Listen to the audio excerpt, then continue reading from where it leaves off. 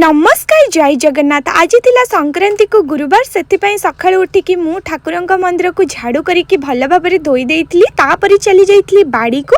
बाड़ी रु किछि मंदार फूल तोलिकी नहीं आसथिली। तापर हलदी तेल धरिकी गाधेबा पई पळैथिली। गाधेई पाधेई के आसला परे बहुत गुडे ड्रेस सफा करिथिली, सुखाई देइथिली। तापर चली जाइथिली बाड़ी को आंब डाळु आनिया पई, कारण नन्ना कहिथिले आंब डाळुआ दरकार होइताए पूजारे, सेति पई मु आंब डाळुआ को आनिके सजेइकी रखी देइथिली। तापरे बसी पड़ी मुर्जा पकेबा पई। मते मुर्जा पकेबा पई बहुत भल लगे। आ ठाकुर पूजा दिन तो मु मुर्जा पकाए। तापरे आसिकी पहुँची जाइथिले नन्ना, तांकु सबु सामग्री देइकी बसी पड़ीथिले पूजारे।